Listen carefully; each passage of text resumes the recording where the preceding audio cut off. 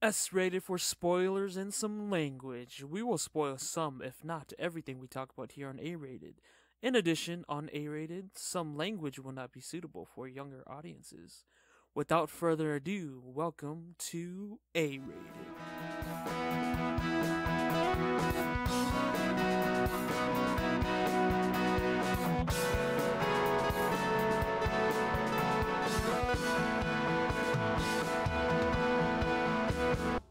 Welcome to A-rated, a show where we talk about all things anime. I'm your host, Randy.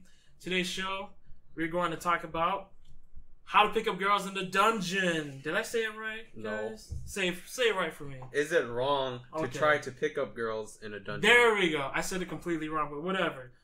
It's not wrong, by the way. What? It's not wrong. What? What I said is clearly not the right time. Oh, okay. No, you don't get what I just said. I just said it's not Well, wrong first, to pick up girls. I think we're missing something here, What are we Randy. missing? What are our names? No, No, it's on the script. Yeah. It's on the script. Okay. So don't worry about it. Yeah. Okay, on today's show, we have here to my left, Sue. Go ahead. Sam.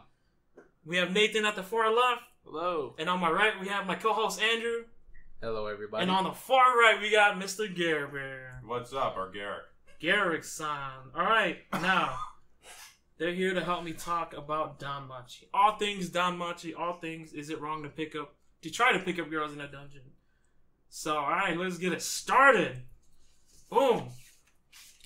Alright, so, of course, is it wrong to try to pick up girls in a dungeon? Hell no. What the This guy. Shut up, Garrick. Shut up, Garrick. I'm trying to do my job here, okay? As the host. But you keep interrupting me. So, shut up. All right. But anyways, yeah, Danmachi. I'm just gonna say Danmachi for dungeon for short, just because I like how it sounds. But anyways, let's talk Danmachi, guys. All right, it's a spring 2015 anime which aired April 4th, 2015 of this year. It's one I think it's a good spring anime to watch. I would definitely recommend it, but we'll save that for later. This anime specifically is a light novel to anime adaptation written by Fujino Omori. He started writing Dungeon Danmachi back in 2013. Currently 8 volumes, and it's ongoing. So we're going to talk about the first season of the anime, and let's go! So, right, plot summary is from Anime News Network. As an adventurer living in Orario, Bel Crenel becomes the only member of the Hestia family. Although he was very weak compared to veteran dungeon crawlers, he gained a special skill that enables him to become stronger quickly, as long as his feeling towards Aiz, the sword princess whom he looks up to, does not change. With the help of his goddess, Hestia, and other people who care for him, he vows to become strong enough to stand side by side with Aiz and protect everyone important to him. So what do you guys think of that? Well, first of all, when I read the manga before the anime came out, I felt that his reasoning, Bel's reasoning for wanting to become stronger, looking up to Aiz, I felt that that's not very realistic for his character. His character, like, to want to become stronger, like, you should already want to become stronger for yourself. But then just seeing a girl that is much stronger than you, there are plenty of other girls that are stronger than him. But then, But she saved him. Eyes though. Yeah, she saved him. No, but that's the thing too. well, later, There's a reason. yeah, because There's a reason. later in the series, episode 8 specifically, where there's one situation where this is the second situation where Belle's about to die to a minotaur, and then Aiz saves him. Spoilers. Yes, spoilers. It's not when she saved him. It's not like he was so glad that she saved him. It's not that he was glad that she was there. He didn't want her there. He wanted to do it for himself. He wanted to stand up as a man. So in the scenes where he would talk to Aiz and like scenes before that, I can understand him not hating Aiz. But then in cases where like her wanting to help him, he should have like feelings of enmity. And even if he doesn't realize it, deep down in his nature, he should have like some kind of regret letting her like train her and stuff like that. Yeah. So I felt him. Yeah, train him. yeah. So I felt that that his entire reasoning at the beginning, where they try to sell that he really likes her, so he wants to get stronger. I don't think that was necessary at all, Because honestly, I felt like he wanted to get strong already, and his like Hestia is his what's it called, his goddess? Yeah. Yeah, it's familia. That's the him getting stronger so that he can grow his familia. Yeah, to help his familia. That makes a lot of sense, and I would buy that instantly. But then him with eyes, that's just, so you just didn't kind of really like that kind of beginning. It wasn't necessary. It wasn't necessary. Okay, that's fair. Him wanting to be strong should have been there. It should have just been his nature. It's just a better drive, I guess you'd say. Kind of like the shonen. It's just a shonen drive, how I see it. I think either way, no matter what it played out like, I think it's your typical kind of shonen kind of thing, where the main character is just trying to become stronger to just. Yeah, but Sue's saying he didn't need the reason. For Eyes didn't need Eyes, to be yeah. the reason. Yeah.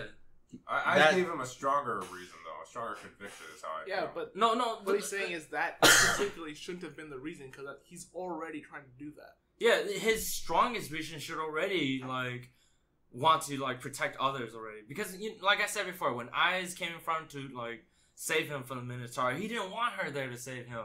So there could have The been second other. instance, yeah. What's that? The second fight. Whenever she saved him, he felt so weak. He felt so bad about himself. He couldn't stand up for himself. That's why he's just no. I was about to swear right there. He's he's no way, man. I'm not gonna let this happen. I'm not gonna let this person save me. I gotta do it for myself. He stands up.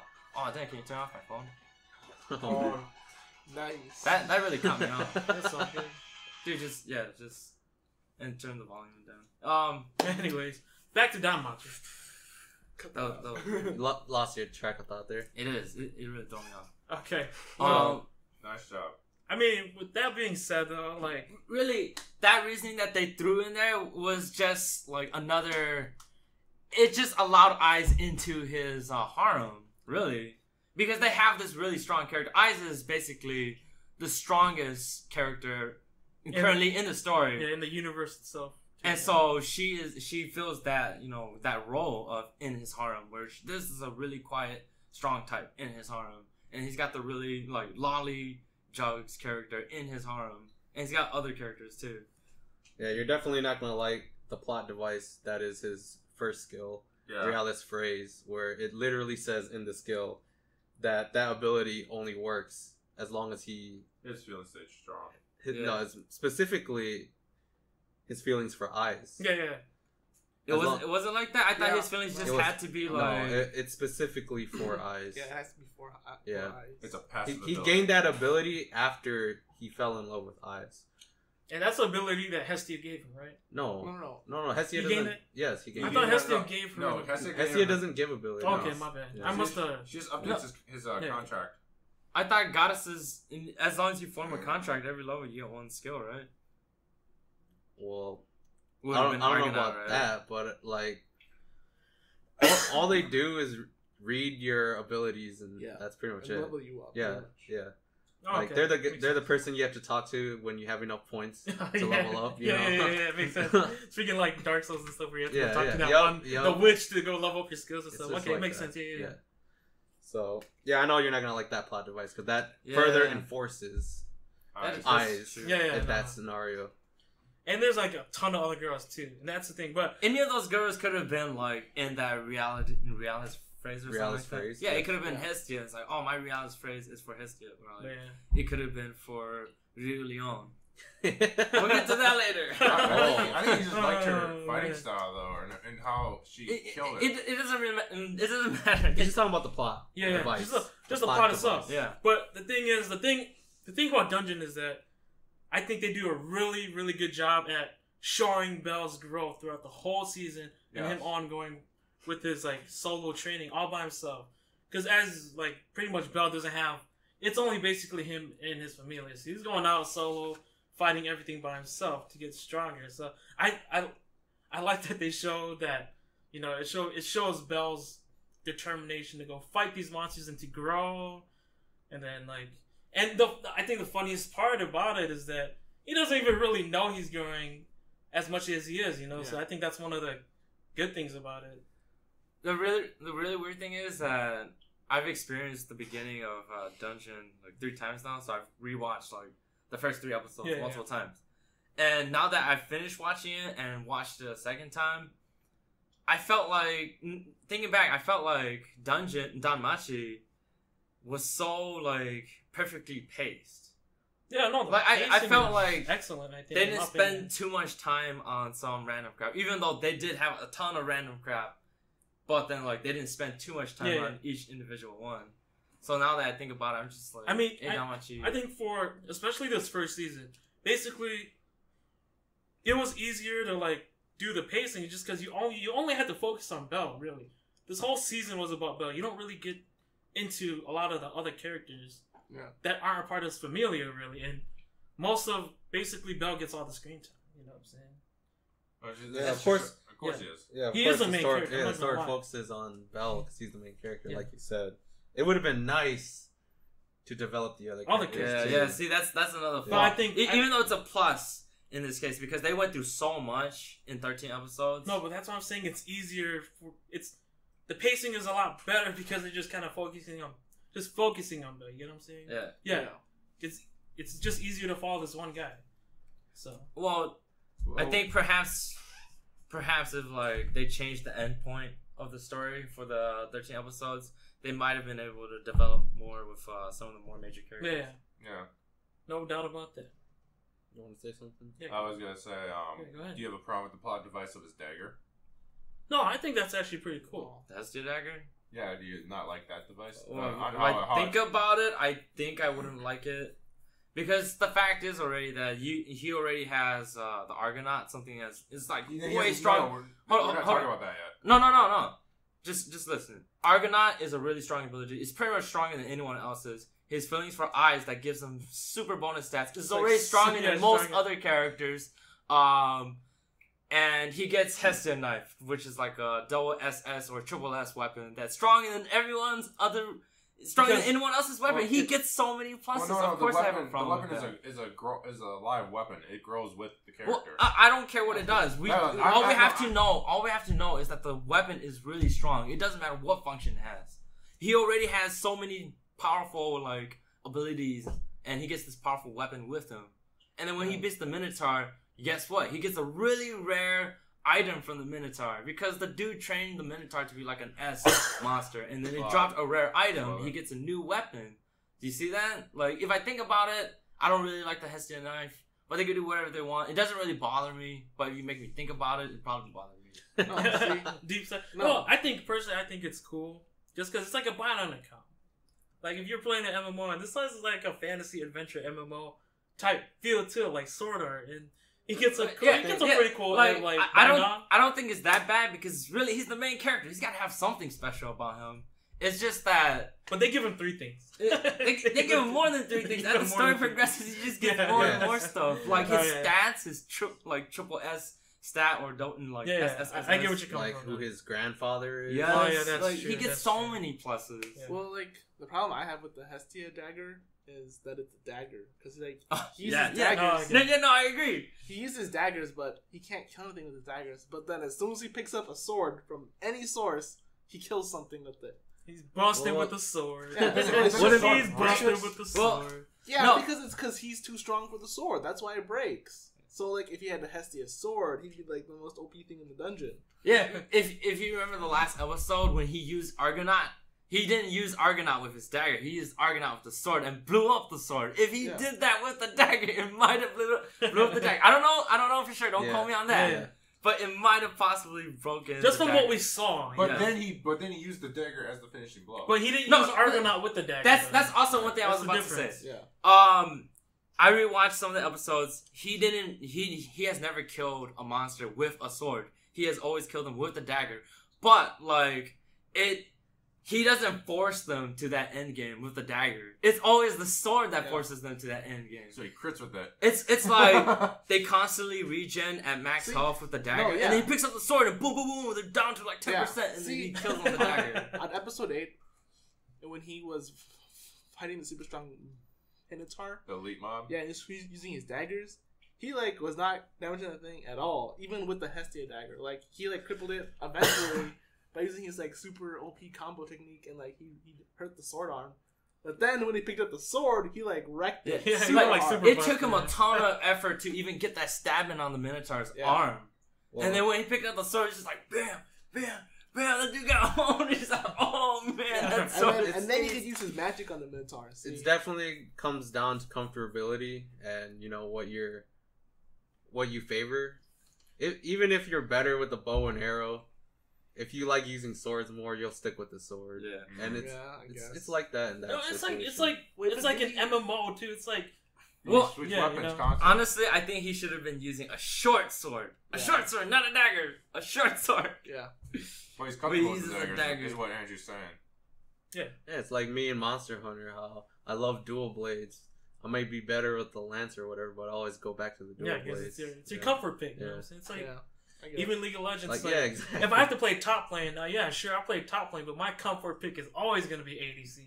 If we put it that sense. I was gonna say specifically champions, but let's not talk about League of Legends now. Yeah. Let's talk about this. It's just a reference, but the problem I had with this anime was that Hell was either at most points he was like too weak, or at some points then he was like too OP.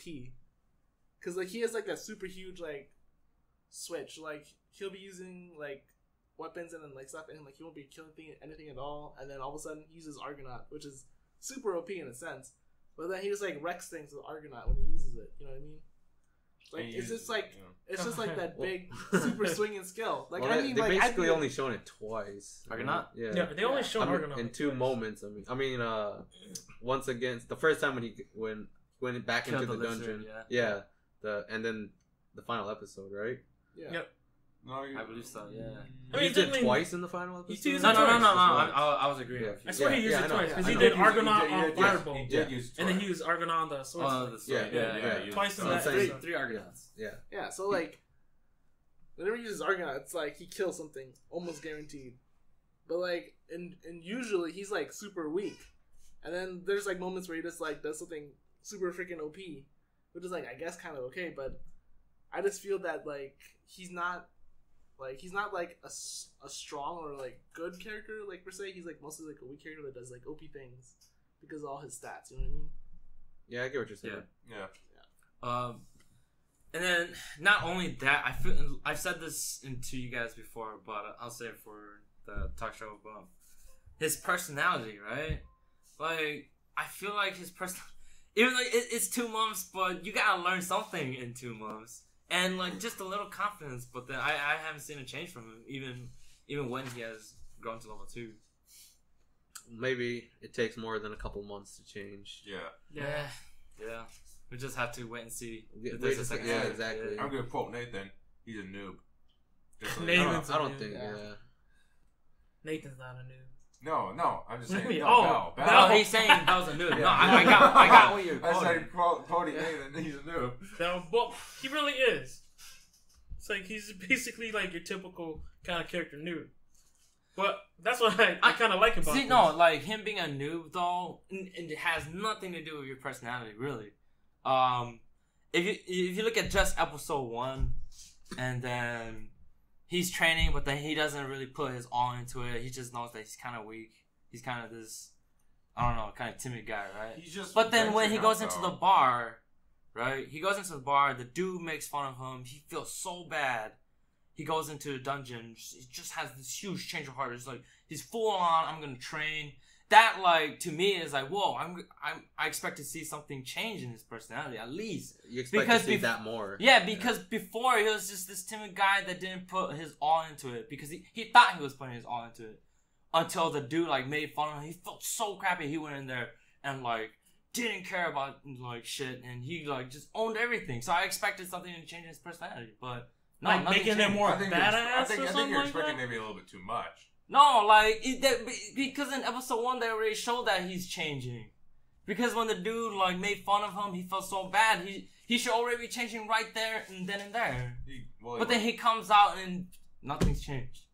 He becomes the same. He had, like, a death, like, near-death moment. But there's nothing different about his personality. No, he got stronger, actually. Yeah, I'm talking about his personality, dude. Well, strength has nothing to do with his personality. You know, they say that the more courageous people is they do, like, even if like they're facing death, right? They'll still go at it. Well, like I said, sometimes it takes more than 2 months to change your personality. Yeah.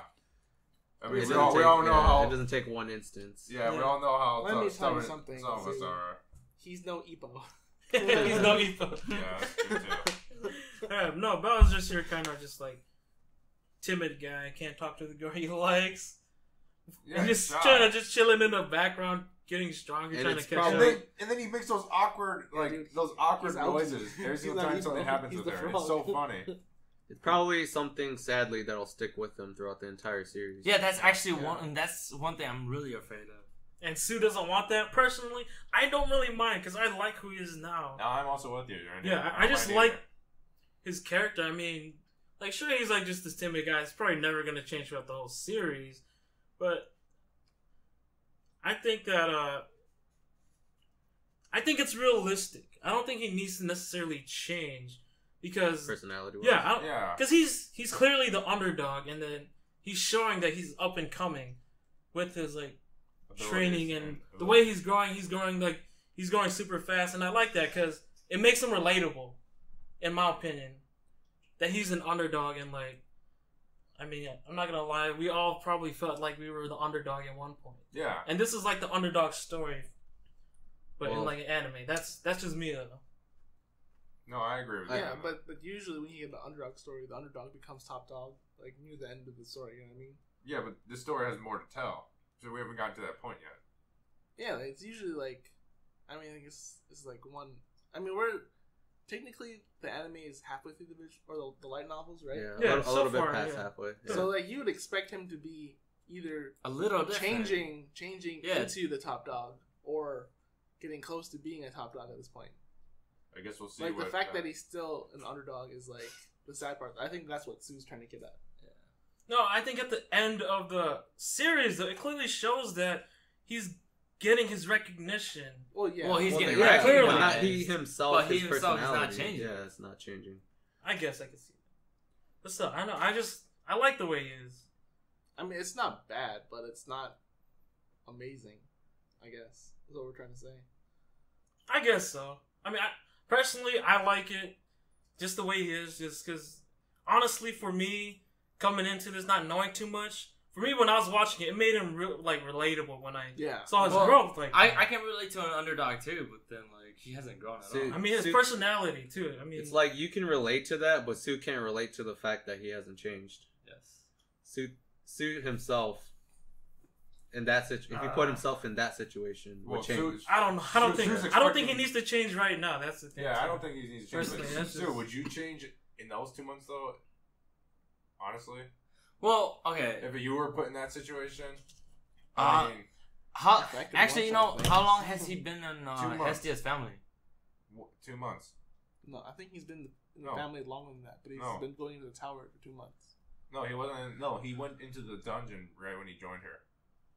Or pretty soon. Yeah, pretty maybe like a week or maybe a few days after he got some gear, he went in Hey, there. see, that's more than 2 months. A month, 2 months. It's No, not, no, it's not it that. was- It's not that long more than Yeah. 2 months. So Oh, Yeah. yeah, too nitpicky Oh. about that. I mean, I can expect myself to change like a lot if something big happened, but nothing has happened to me in the past 3 months. That'll be a big change. Like if there's nothing to force you like to change, then it's not gonna happen. But the fact that in episode 1 that like he was so humiliated that he would like just not even care about his life, that's a huge thing. And I would expect that to change him, and then like the next 13 episodes, fine. Maybe something in the next 13 episodes doesn't change him. But at the beginning, that's something huge should have changed him. Another big thing that can change him is episode 8 when he fights the Minotaur. well, I want to also say like he's had that fear too. When he was in that dungeon. He traveled a little bit, below into the dungeon. Like he went to level 5, and then he met that Minotaur, which I think that Minotaur was on like level 9 or 7 or something like that. Yeah, it's a level 9 monster. Yeah, and I mean, he almost gonna die, and that terrified the crap out of him. He had like a phobia pretty much of big monsters, minotaurs. I mean, even another spoiler, like when he fought the gorilla, he was relaying that big gorilla to the minotaur, and he was freezing up and he was freaking out. He was becoming kind of hysterical, and he was visualizing that it was the minotaur and not the gorilla. Yeah, but then No, okay, no. See, you're not getting it. Okay, you said that he has the phobia of the Minotaur, right? He's Yeah. so afraid of it. He shivers in his boots. Yeah. And then episode 8, when he fought the Minotaur, well, after he killed it, down to his core, as a person, he should change after overcoming the fear of the Minotaur because he killed it. But he still didn't change. But he didn't change. Do you not see what I'm trying to say? I felt like he changed in a different way, but no, he didn't change at all. The change in a different way is nothing to do with his physical strength. strength. It's nothing to do with his No, I'm personality. not talking about physical strength here. He got over his fear, though. He got over his phobia. Yeah, but that doesn't relate to how his character acts. Yeah, but see, that's he hasn't changed at all as a character. So it's like it's his phobia there feels so I don't know what the word for it. It's not realistic. I don't even know if it's a phobia or anything. Well, it kind of was. I mean, he may be afraid. It but he's being not a phobia exactly or not, No, yeah, he's afraid of the Minotaur, and down to his core, if he's able to overcome this fear, like as a person, he should change even just a little. But we haven't seen a change in him. I get what you're saying. Okay, I think Makes we we're should really move on from the But topic. anyways, because we're like going. We're going in circles right Yeah. now. But honestly, I think for me though, that was a turning point for me when I first saw that episode. I watched episode 8 because Andrew put it on Crunchyroll.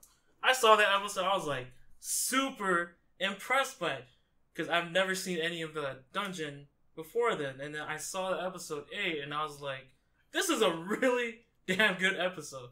And when I was like coming into it, looking at Danmachi, I was like, man, this is gonna be like super lame. I don't think I'm gonna like it at all. I saw episode 8, I told Andrew right away, dude, I'm gonna marathon this anime.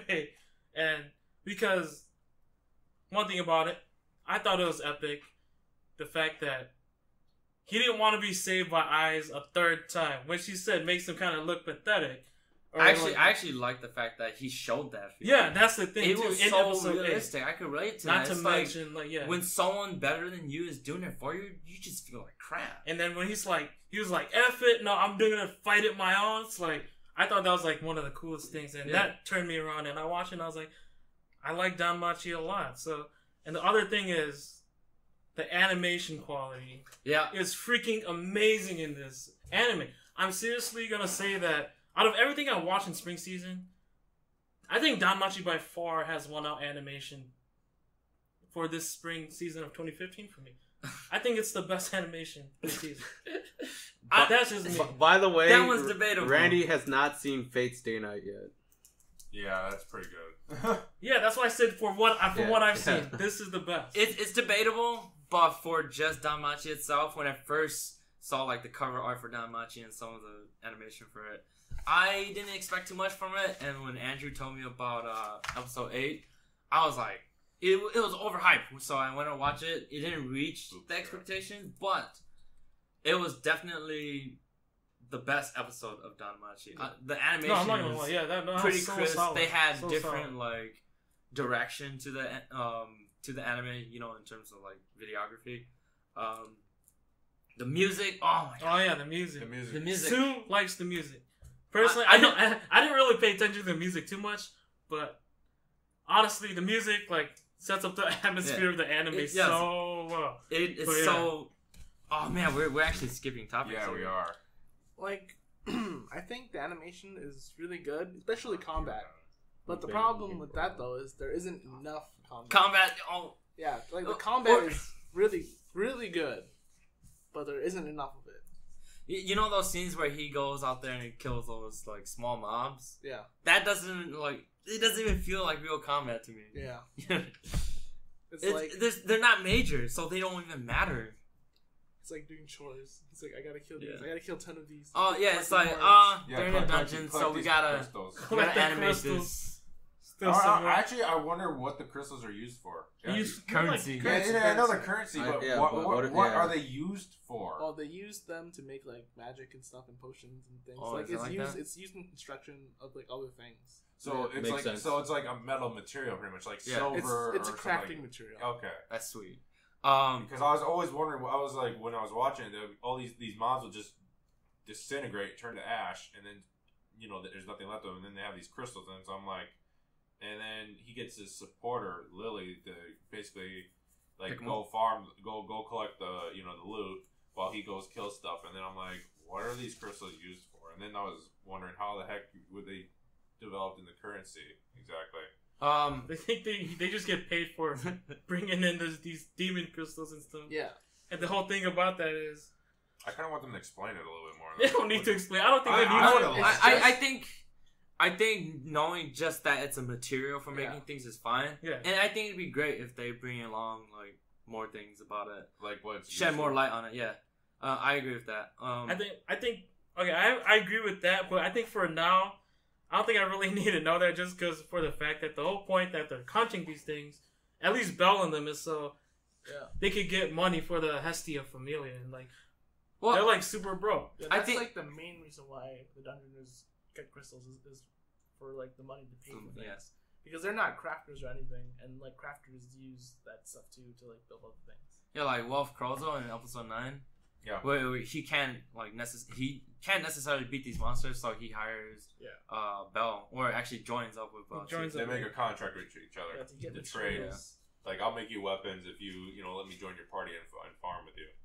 I do hope later on that they shed more light on these crystals because I want them shedding light on the crystals sheds light on the universe. Yes. And I think that's something important that we do need to talk about in terms of story and character, because I think the world is very important. No doubt the demon crystal stuff is like definitely part of the universe. So I'm pretty sure later on we'll kind of learn more. I mean, the basics Nathan already said, right? So that was actually kind of like a transition into us talking about the universe. The universe. Yes. Oh, that was good. Well, so what do you guys think about the universe? The fact that it's kind of a weird mix of real life and RPG video games. I don't know. For and me, the gods. Yeah.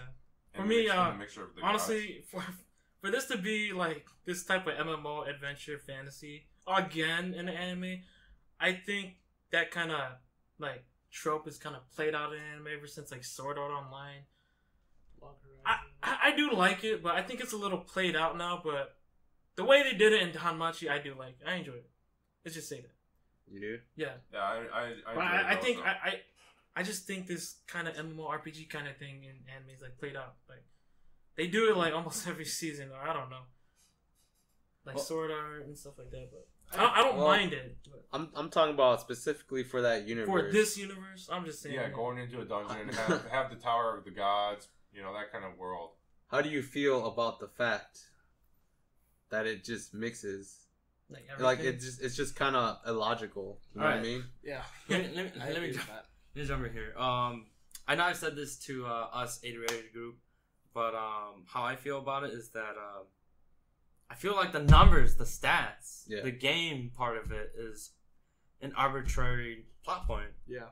Yep. It's because it's so realistic already. Well, in terms of the universe, how it works, they don't need these numbers. And like, if the writer is good enough to show growth in the characters, we don't need numbers to tell us that they're growing.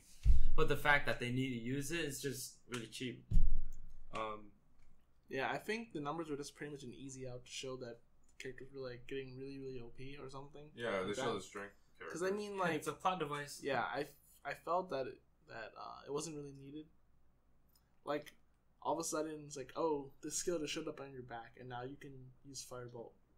Right? I was like, okay. Yeah. Because you read that book though. That's why. No. Yeah, that's Fireball. We're talking about Argonaut. Just like we're talking Argonaut too. Yeah, like Argonaut too. Like all of a sudden, man, this skill just showed up on my most OP skill just showed up on my back, and I can finally use Argonaut. It just takes 3 minutes. What of happened charging. before that? I'm trying to remember how he got to that point. He's just fighting monsters. That's all he's doing. Eventually just got it. Yeah. After that night that he beat those monsters. See, like it would have been fine. Or was if it the he, one like, he saved Lilith? Like it would have been fine if he they didn't have the stat thing and he's just killing things, and then through like killing things he figured out he can charge an attack up to be like super OP. Like that would have been fine too. But it's just all of a sudden, oh, you gained a new skill, Argonaut. It's like, oh, okay. Where did that come from? What feeling?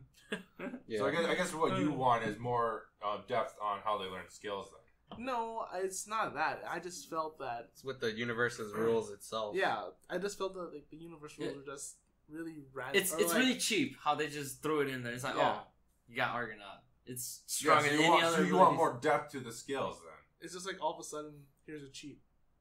It's not that he wants more. It's just, I guess. Well, actually, no, it's not even that. He wants detail to how they learn skills and everything, how they acquire them. No, it's not how you acquire or detail. No, Nathan doesn't want. He just doesn't like the way the universe works. Yeah, the way it's simply, it he's just just happens. simple. He just doesn't like the way the universe works. How it works like that. Yeah, and it makes sense. I'm kind of fine with it. I'm okay with it personally. I really don't care. No, I'm just more for how the main character develops. That's just me. Yeah, same.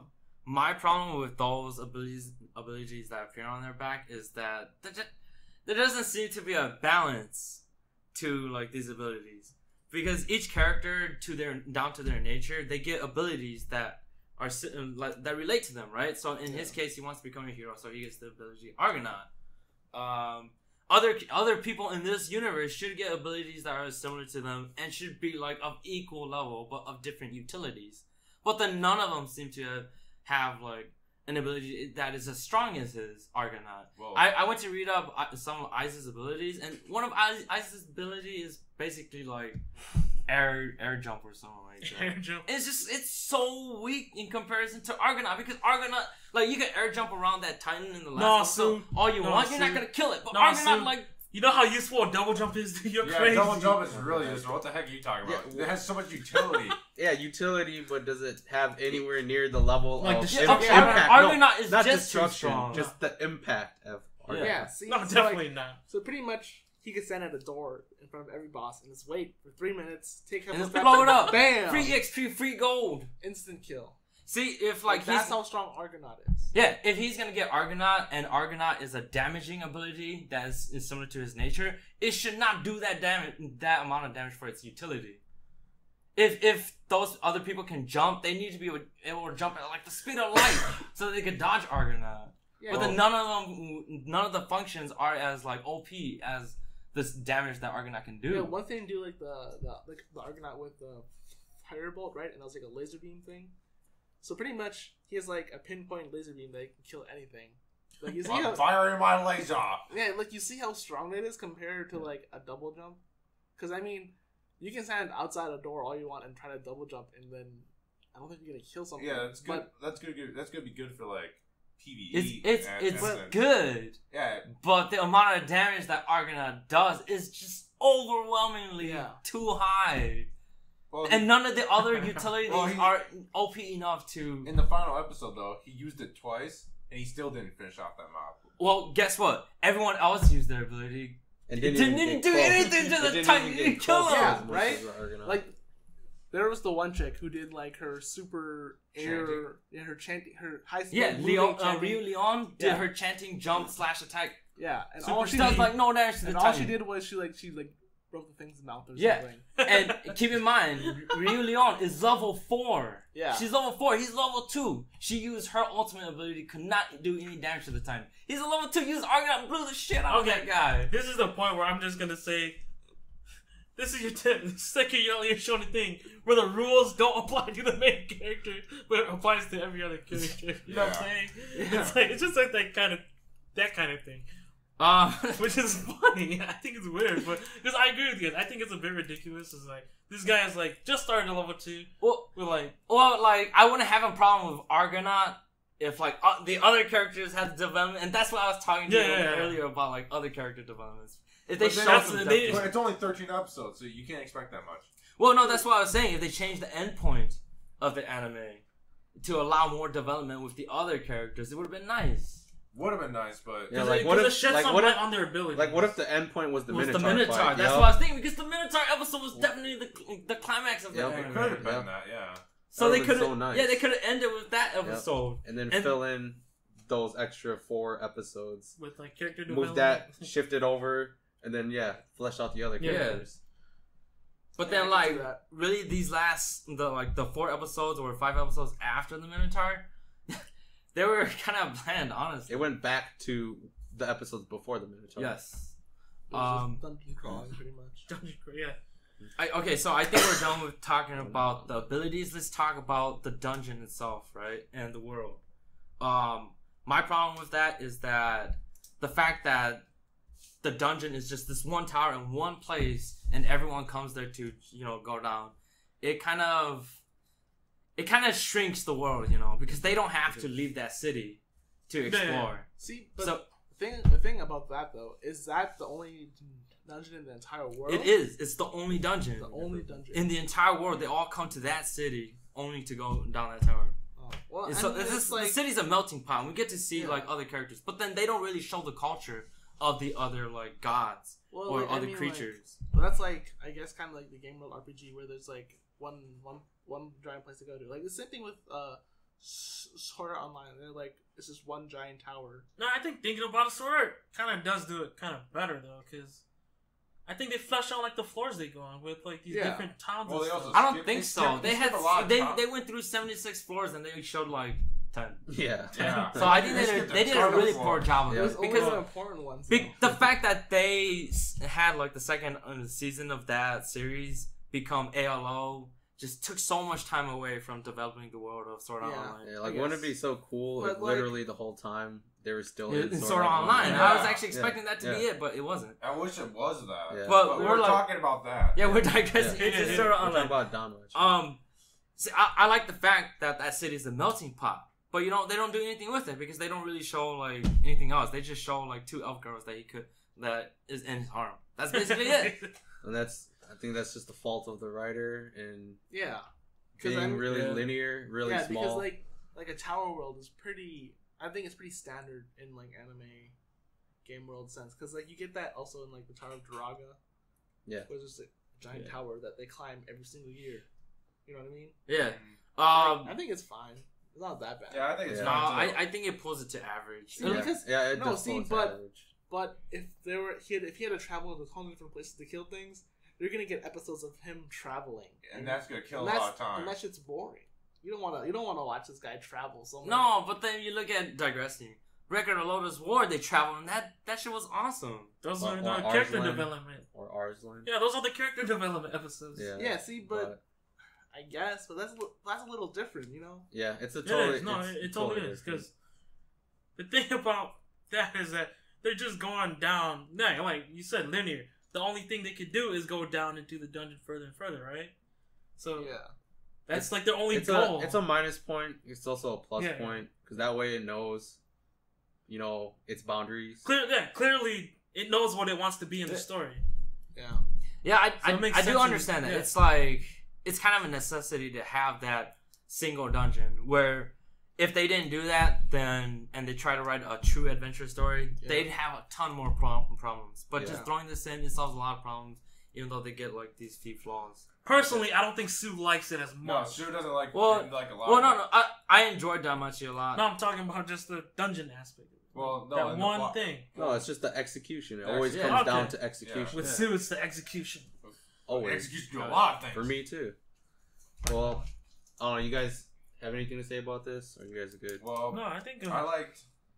No, I'm talking about the world. The fact that it's I like linear. the world. Yeah. I like the world. I liked how they traveled downward instead of upward for a change. That is the most. That is the reason why you like. Well, it's actually to me they traveled down a dungeon instead of going up a dungeon. Okay, look at it this way. If there is a tower, are you gonna put the raid boss at the first floor of the tower? No. That's not the point. He just likes the fact. No, I like the fact they travel downwards. You're traveling downwards compared to traveling upward. Dude, that's it. Honestly, if they traveling downward to upwards, I don't think would change the story too much. I have a great idea for a new story, man. So the dungeon is gonna go shut up, right. I'm gonna say that sideways. Shut up, Sue. Well, it's the only one in the world, so that's okay, right? It just goes in one direction forever. I felt like Sue listed all of his problems with it. What did you like about it? The fact that it was a melting pot of the gods, because it allows writing freedom. Because really, it's like, what would happen if you had gods from different mythologies different all in one? You could do do anything you want with it. And they all live in one tower too. Huge spoiler for you guys. Bel is the grandson of Zeus, and then we have what's that chick's name? It wasn't. No. Freya's The face crazy Freya. Freya is from Norse mythology, while Bel, the grandson from of Zeus, is from Greek mythology. Yeah. So it's like, whoa, man, we got this. What would happen if this Freya chick had a baby with Bel Cornell and from Greek mythology? What would happen? You'd have like super powerful baby. Super powerful baby. Or Norse. I don't know how to fuse those two words, man. You know, like Greek and Norse. See, the problem with that I had with that though is that the goddesses were pretty much, or like the god and goddesses were pretty much like a plot device. Like you didn't. Yeah, that's true. That's true. All like you could have had just like some magic people or something like that could like read your powers or something. I agree with that. No, I agree with that. I feel like the gods and stuff, they just pretty much work as the face of the guild. They're pretty much in. Yeah, they're like the guild master. It's pretty much a nice way to have NPCs that were semi-important. Yeah. Because like pretty much all they did was that is also. I think that's a good point though. I like that though. I like that. Who was the familiar of the Soma guild? I never saw who that person was. Who's Soma? Soma was the guild where Lily was. Yeah. It's the wine people that hook people that make it so that Dionysus. He's like the wine god or something. Is he the wine god? I'm surprised. I'm surprised they never showed him. They didn't because like I said, he's just an NPC. Yeah. That does something. Well, it's not important. I think it all comes down to the origin of the story, which I think is funny. Is that these gods and goddesses just got bored one day, came down to Earth, and was like, "Okay, we'll put ourselves down at your level." Just because we're bored, and we'll watch you guys like struggle. Like we'll help. We'll go through the struggle. We'll go through the struggle. We'll help you. The struggle is real with us too, guys. Yeah, so pretty much that's the story. That's what Hestia says at the very beginning. Yeah, so pretty much all these goddesses are like NPCs that are not supposed to go into the dungeon with you. And they're just like, oh, well, we'll help you, I guess. And that's all they are. And so like it's in a sense you don't need them, but they're just there to further plot and. Opais. Opais. Hestia Opais. You know how Opais are important. Yeah, Boop right? strap, dude. It's plot. All right. Anything else?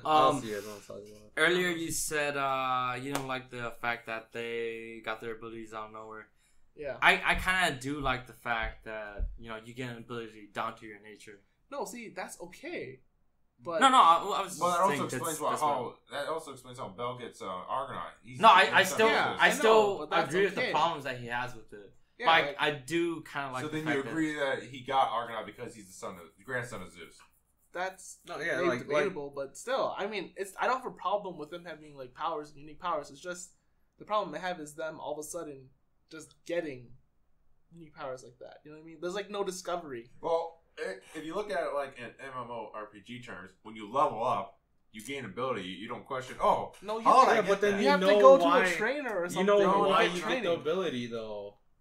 No. If you're a sorcerer, you're not gonna be like, okay, I got the Excalibur, like. I got Sonic Blade or something like that. Like you can shoot you can all of a sudden grab a sword and then shoot like it gets a good tension. See, you know what I'm saying? Right? Yeah. See, like he got the firebolt because he read a grimoire, and that's okay because he went and did something and it made sense. More of that actually. I wish there was more of that. It's like all of a sudden a magician can get a super OP sword technique out of nowhere, even though he's not really like a swordsman. You know what I mean? Yeah. That's like the kind of problem I had with like abilities. Or like that one chick that did her gravity ability on the final bad guy. Where she looks like a samurai. She's a samurai. She used a magic ability. Yeah, and then you have the elf chick that like jumps super fast, runs around, and can like cast magic at the same time. It's like, I mean, that's cool, but it's like a little weird, right? Yeah. They don't delve too much in how she gets her ability. Yeah. All you know, she's just super strong. I guess what Sue and Nathan want is, well, I guess kind of what all of us want is more explanation of the world. Personally, I don't really care too much. I just like it for what it is. No, I'm just saying, like, I think people would like more. I mean, the focus on Bel is really nice, but I think having more explanation on the demon crystals, how they gain their abilities, how they gain random abilities, how they get stronger, and how the world, just digresses around them or whatever. It'd just be better if you could if it was explained a little bit more. Then maybe another season. I think it'll take too much away from them having to explain all these things. You can't explain something if the logic of the universe doesn't make sense in the first place. Yeah, and they didn't fill that in. Yeah. That's the problem. Right. Well, that's all fine and stuff. So, final thoughts on this topic. Okay, how about... I don't know. You got anything to say? No, You didn't say anything. Yeah, I think for me, specifically, the character I wanted fleshed out is Eyes. That's the only character I want fleshed out. Fleshed out? Because if she was fleshed out, I want to like her, but there's no reason there's to nothing like to her. like her. At this point, pretty much in the whole anime, it's like I like the other girls more than I like Eyes, right? If the anime if the anime got me to like her, I would like the reason of the story a lot more. Yeah, no, because right now, in terms of the story, I actually like Ryu a lot more than Eyes because they did the Baxter episode for me. For Ryu. So her characterization is even much more fleshed out. even similar. I like at this point for me too. I like Lily more than Rise. Eyes. Rise card. Overlord. Yeah. Overlord. Alright, so So you find Eyes very bland, is that what you she totally She's is. actually one of my least favorite characters. I mean, I like her, as in her design and her look or stuff, but that's it. It stops there. And how about her skills? Sure. You don't see She's anything. strong, sure. Yeah. I like that, but yeah, that's it. That's where it stops. It doesn't go anywhere further. Skill-wise, you don't see anything because she one-shots everything with the sword. You don't get to see her do abilities in the anime. Well, you don't even see her one-shot. Yeah, see, so that's You're what... Things are just presumed dead. Yeah. That's the whole point. Yeah. There's no reason to like Eyes because they don't show you anything. I think... And they should have done a whole episode with her, like just between him and her. No, they did. Yeah, they but it's all her just training Bell. Yeah, that was it. But like, I mean, like with... Yeah, I know what you mean. Yeah, I know I what get you're what you're showing. Like in Sword Art Online, you have like the Elizabeth episode, you have the Silica episode, like all these girls that you like, they each get their own episode. Yeah. You know what I mean? Basically, the thing, with Sword Art Online, it shows Kirito's trials with those different characters. Yeah. Whereas Bell and Eyes is basically just them just doing stuff. Maybe they're so far apart related. right now, you can't see that. But hopefully in the future, when Bell gets up there, their worlds collide, and we'll see a lot of them two together going down the dungeon. Hopefully, I think that'll be a lot better because Eyes is Bell's goal. So why not do that? Yeah. Why not? That's another thing I find really weird about like his what's the first ability called? Realis phrase. Like for Eyes. It's like they spend so little time with each other, right?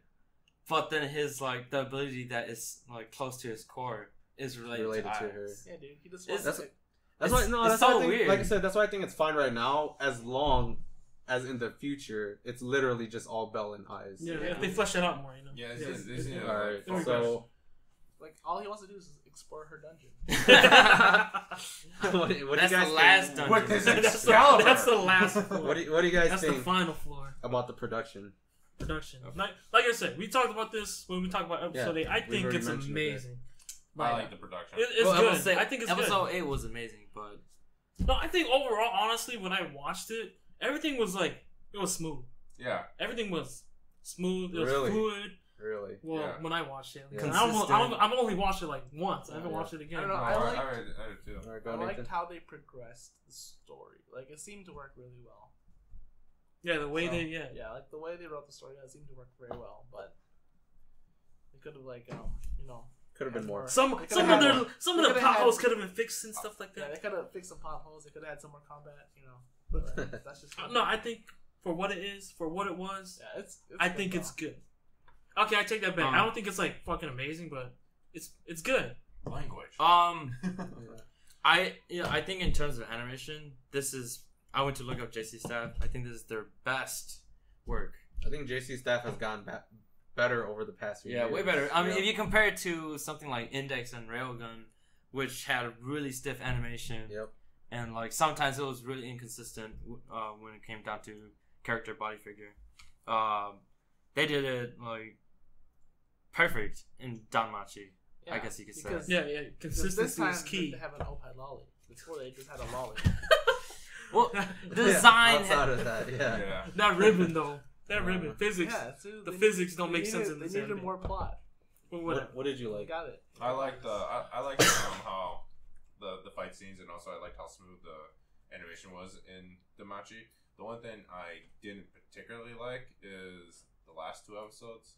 I didn't care for them too much. I mean, it was well in That terms was of what animation. that was just with it's just, story and stuff. But yeah, we're well, talking about animation. Well, the music. animation was Yeah. it was okay, I guess, but I was just like, I wasn't satisfied compared to that Minotaur fight.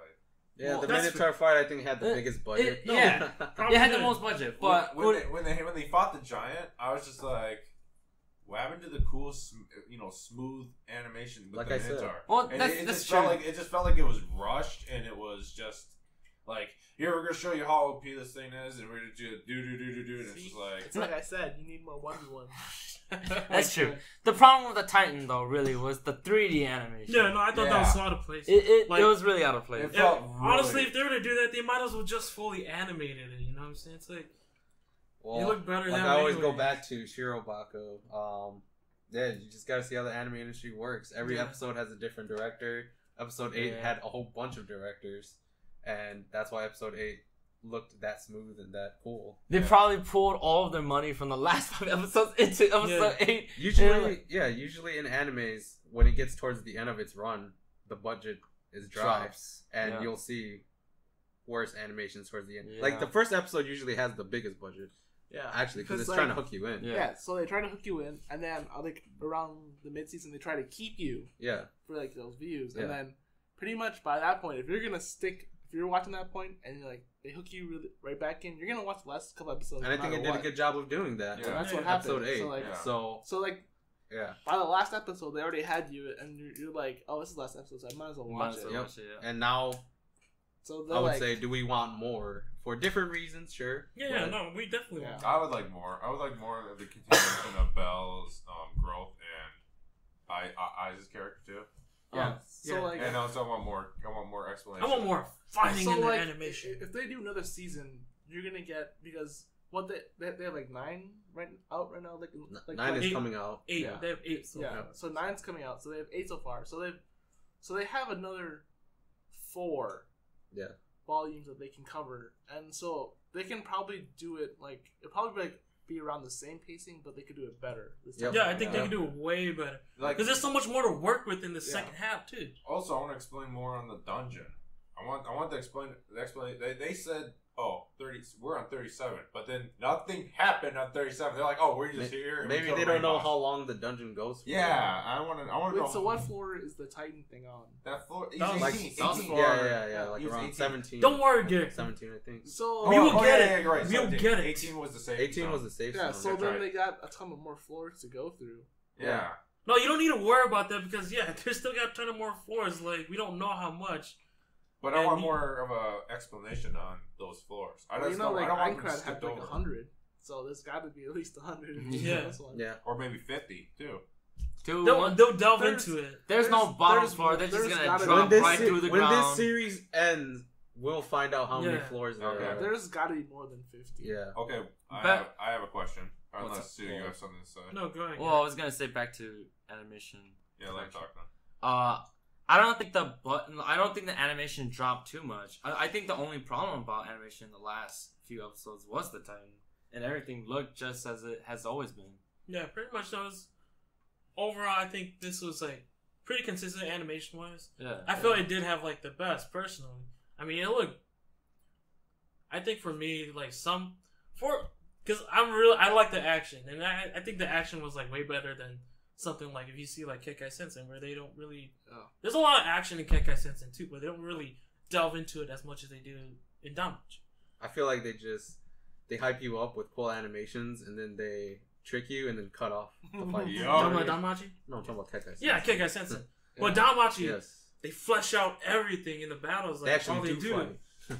Yeah, they actually fight. Yeah, they actually Which- fight. you I don't love- got quick cutscenes. You Yeah. don't got like scratchy white backgrounds or Yep. something like that. Yep. You actually see him dodging. And I give Danmachi a lot of props. The people Yeah. who made it, like J.C.Staff, I give them a lot of props for doing Danmachi like this because they could have easily just did like quick cut battles and stuff like that, Yep. and focus more on like the world lore and stuff like that. But instead, they kind of balance it out with good action, good story, and then like good development between the characters. So I think it has a good balance of everything production wise, and Yeah. not For to mention 13 episodes. for 13 episodes Yes. especially, and not to mention the music you get when they're fighting and stuff like that, or when they're just kind of in town doing nothing. And like the music kind of like helps the atmosphere. It sets it up for the anime pretty well. Okay, so what do you guys think of the music? We kind of already talked about it already. Talk about it. I think the music, The music. The butcher. I thought it was pretty good. I slur. I think the music is it was average at first, but then if you listen carefully, the soundtrack of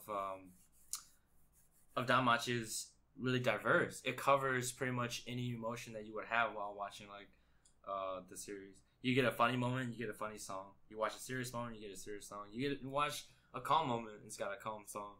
Like while you watch something like Hiroyuki Sawano, you have either action packed or you have really quiet songs. That's it. That's all you get. But then Danmachi, it covers all the ranges of emotions that you can feel, and I feel like it does such a great job for being diverse. And that's why I like it too. And then it has the one like track that is important in an action anime, and that's the epic theme. You need that epic battle music in an action adventure anime, and it has that.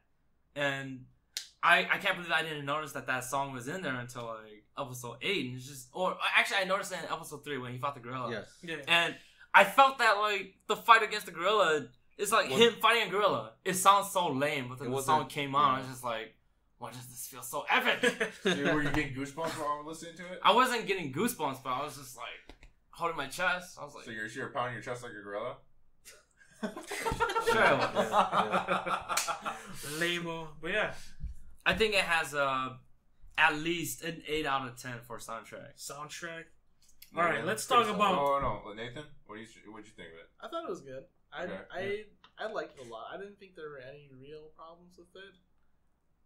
Like I'm more of an atmosphere guy, so like when I hear music, I don't think about the music that much.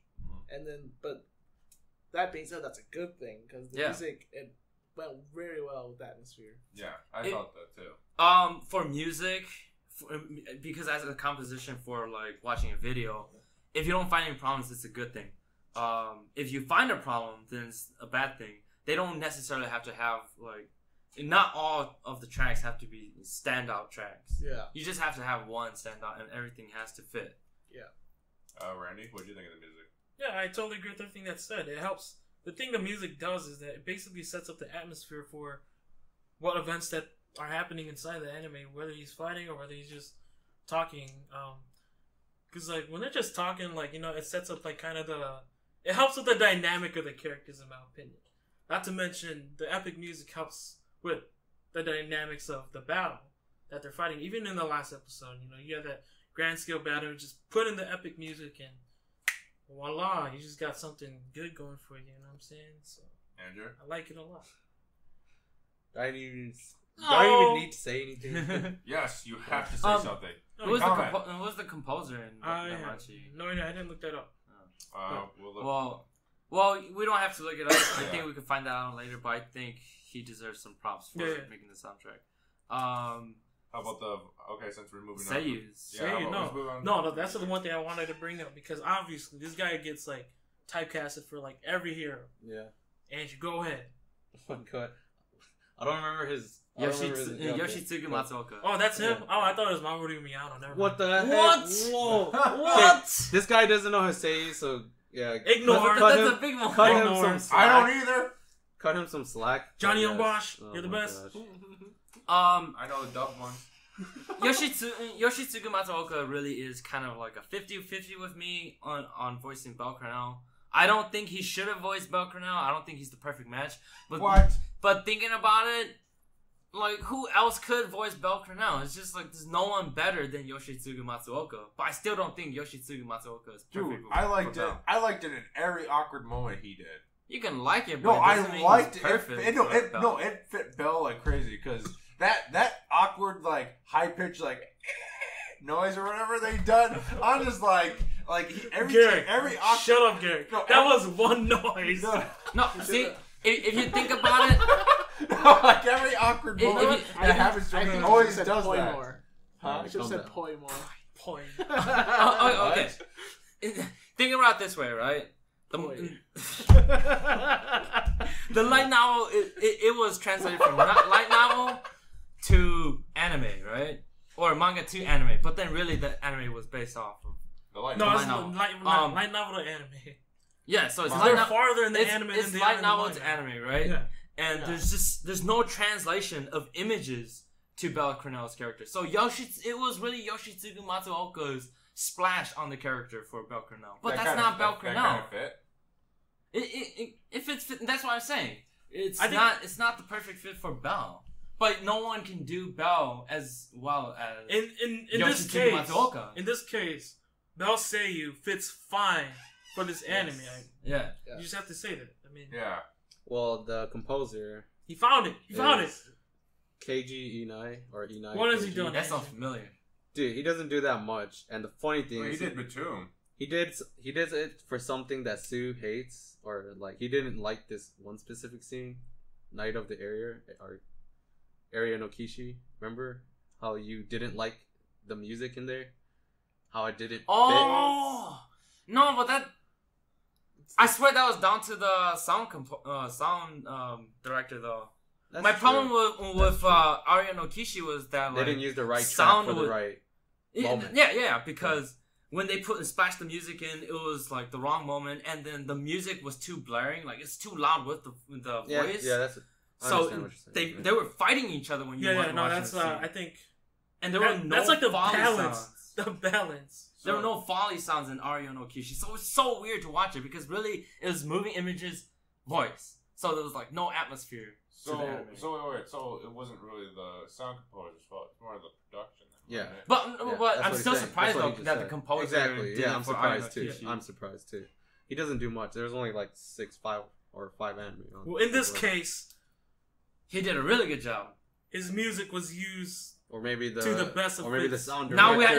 we have to look for the sound director of J.C.Staff. Never mind, guys. did No, a we're good not job. doing that. No, we're good. We're not We're doing good. that because I think Shout out to any other seiyus. Like Um, Kayano. we got okay. Ai Kayano for like even though she only appeared for like 3 Right at the episodes, end, yeah. she's still so hot, dude. Her Yep. voice is so sexy. Wait, Yep. which one did she do? She did the blue hair chick with the glasses that appeared Oh, in the last that- 3 don't- episodes. Yeah, Hermes You chick. like just glasses. No, we're No, talking we're about talking the about the voice. Seiyu. What the heck? No, that's why I liked her more. Shut up, Gary. Yeah. Shut up. Anything Gary. else? We Anything got else? Yoko Hikasa. Like she's Yeah. pretty much a AAA voice actress Yeah. in the Japanese industry. You got Saori Hayami, one of the most popular female voice actresses right now, along Yoko Hikasa, also a AAA voice actress. I think Ai Kayano like almost Yeah, fits into she's that pretty up criteria. there. Yeah. For the male voice actors, I think there's only one notable one, like, besides Yoshitsugu Matsuoka. But I can't remember his name, and he voices Wolf Krozo. He does some pretty good roles in other animes, but Yeah. I just don't know his name. Who voiced his grandfather, Belle's grandfather? But the Zeus barely That was showed up, so like- that's No, that's no, not- no, that's It was not just notable. so funny. Shout outs to Listen. Accelerator. the That's true. Shut We up, got Gary. Accelerated his voice actor Yeah. too, but he's not a he's not not a a like major AAA character. Yeah. voice Yeah, actor. that too. But he is fun to listen to because he's so unique. When he shows up, you're like, Yep. oh, Yep. this guy's You gonna hear that laugh like voice. crazy in Yeah, the anime. Yeah. All right. I think we're done with that. Yeah, no, I think Yeah. we're good. So now I want to get into the rating time, guys. And why? the rating time. Can I go first? Yeah, Yeah, go ahead, Gary. Go ahead. All right. My rating was much higher than when I was watching it. Like every episode I was like, oh wow, it was just meeting my expectations, and I was just like loving it. I was marathoning the crap out of it, and it was really high up till episode 11, and I was gonna give it about a 9.0 Whoa. up to episode 11, but after watching episode 12 and 13, my expectations that were met really high, or they were like, it was right here, and they just kept meeting it. But so I was expecting a lot more from episode 12 and 13, but then it just kind of fell short. So I had to give it a 7 out of 5. Or 7. No. Let's go 1 through 5. No, 1 through 5 no, scale. a 1 through 5 scale? 1 through 5 scale. I'll give it 3 out of 5. 3 out of 5. 3 out of 5, otherwise 7.5 out of 10. Did you look at my favorite? I'm just kidding. I'm messing with you. Same All right, point- so for me, How does that translate? so for He me, was looking at it. He so didn't for realize. me, Garrett, it's a 4 out of 5. It's not. No, So I got it's a 3. three I got out of 3. five. No, I got 3.5 out of 5. Yeah. 3.5 stars. Yeah. 3.5. Yeah, I'd give it a 7.5 out of 10. You gotta know my scale rating. I never really rate anything 4 or lower. I never really rate anything 9 or higher. Did I say 4 or higher? 4 or lower, whatever. Yeah, 4. Yeah, so you did say 4 higher.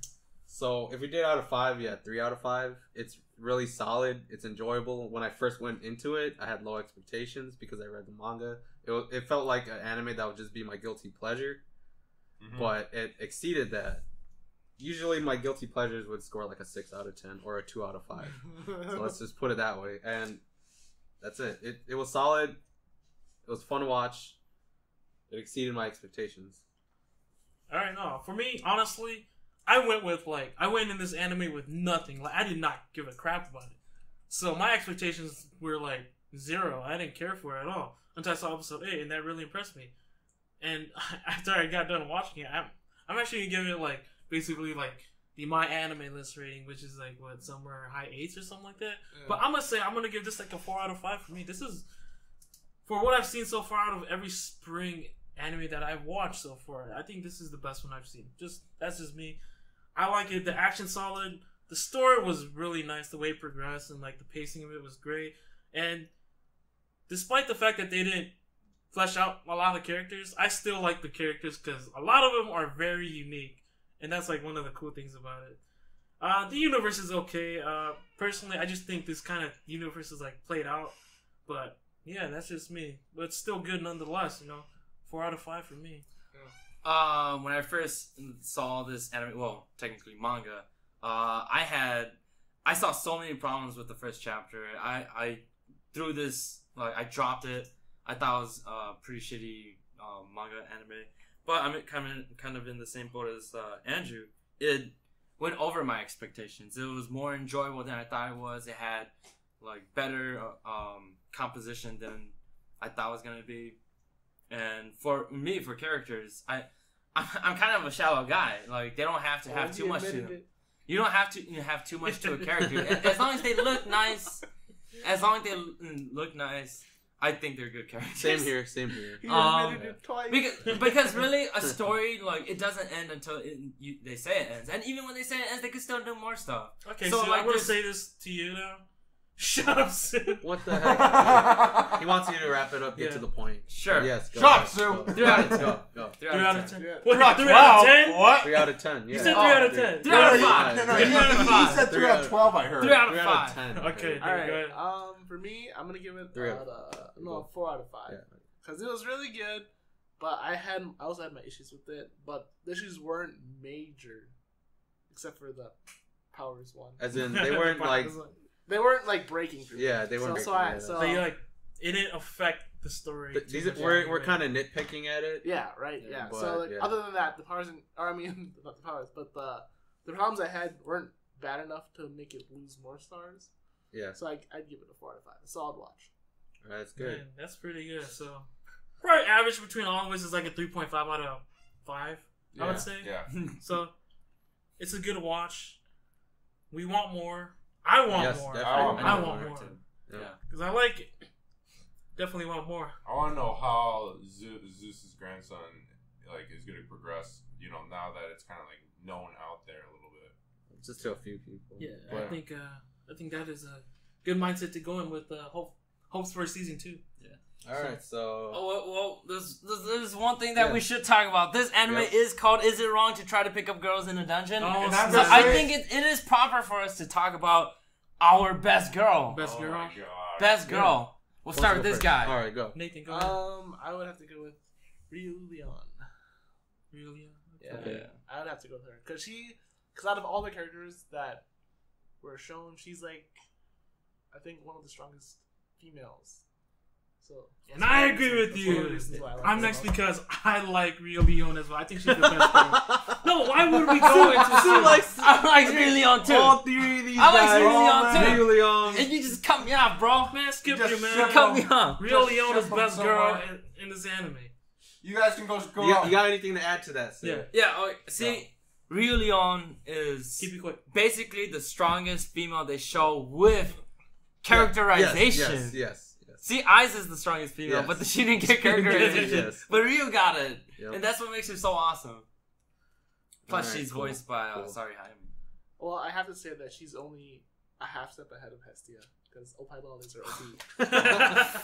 Dude, she's got good enough rack. Half step above Opie Lollies. She has good plot, okay, Nathan. Yeah. Okay. She has good plot. Not the Alright, biggest. for me, She has big plot. Okay, shut up, Garrett. solely based on the Seiyu is the girl voiced by Yoko Mikasa. Yeah, Oh, is that- that's Freya. That's Freya. That's Oh, Freya. Wait, is baby! it Freya? It's Freya. You kept calling her Aphrodite. so Yeah, no, I thought confused. she was Aphrodite. I'm Yeah. like, why is And she? the- I'm I like, finally went to Yeah, look it I up. I'm blame- like, I oh, blame- it's I Freya blame- from I Norse blame Randy. mythology. Yeah, it's No, freaking Freya. Freya. My Yeah. bad, because Yeah. freaking my she, buddy here. she wants Belle's D, so I keep She's so associating lusty. her with Outside of that, though, Aphrodite. for real, the character I like is probably that samurai chick. Oh, that's right. Oh, She did that cool. gravity move. That was pretty cool. Yeah, that that was was I really like cool. the elegant Japanese-looking, simple black hair, long hair look. She Yeah. has that. So Hestia. That's- Simple. No, no. I don't twin tails. I don't like twin tails that much. Okay. That's like pretty Japanese. Yamato Mikoto is her name. Yes, yes. Mikoto Yamato. But she's not like the elegant Japanese lady. you I know? think she's voiced by a pretty good voice actress too. I forget. I actually didn't know it until I looked it up, but All right, Garrick. Yep. Who's your Go favorite? Garrick. I'm with Andrew on both Freya being the best MILF and What the heck? Cougar woman, but then I have to agree. I like the samurai chick. I agree with the same reasons. Pretty much, the gravity move was what captivated me for that whole fight. I was like, I thought when she first used it, I thought she was gonna kill that monster. It was but like Garen ulti, right? yeah, I was like, boom! And then all of a sudden, he broke out of it. I'm like, disappointment. Well, it was obvious he was gonna break out of it. Yeah, Belle was gonna finish it, obviously, but I'm just like, nah. Yeah, honestly, I don't really What know like this. City of Thunder if she Oh, actually no. killed the Titan. I That don't- would have been so funny. I It's remember. like, shit. I remember why I like this Seiyu Why for what? because she was Shinka Nibutani from Shunibyo. Oh man, yeah. She's like one of that the was my new favorite- Tsundere. That was my favorite character. Yeah. In Chunibyo, and yeah, I don't really know this Seiyu that much. I don't know her that well Yeah. too. Chinatsu Akasaki. Yeah. But damn, she voices Alice. In I know. I Shokugeki saw it. no I just saw it Soma. right now. I'm like, Dude, yo. Alice is like my new favorite girl after I read the manga. So, Oh, yeah. you caught up? Yeah, I'm caught up now. All right, so. man. We All have right. to talk about Shokugeki one of these days. All right, Anyway, I think we're done. yeah. Shout outs to Ryu. Ryu That's Leon. it. I get the first Yes. shout out to her. Yeah. What's up? Anyone else Bro. want shout outs? Oh, no. Shout out to the boob strap. That ribbon. The ribbon. Hestia's ribbon Okay. that holds up her boobs. That Opie Lollies. Shout outs to our production staff. Sending, you know, he worked hard. He He worked so hard that he like knocked out. I had to throw a bottle at him. Oh, man. So yeah, thanks a lot, Justin. So y'all gonna hear some snoring in the background. Yeah. I'm sorry. Dude, he was working so Sue hard. Nathan. No Shout shout outs. outs. No shout outs. Y'all Oh, done? you're lame. To Hestia. Yep, Those yep, Opie Hestia. Lollies. Lolly Opais. All right.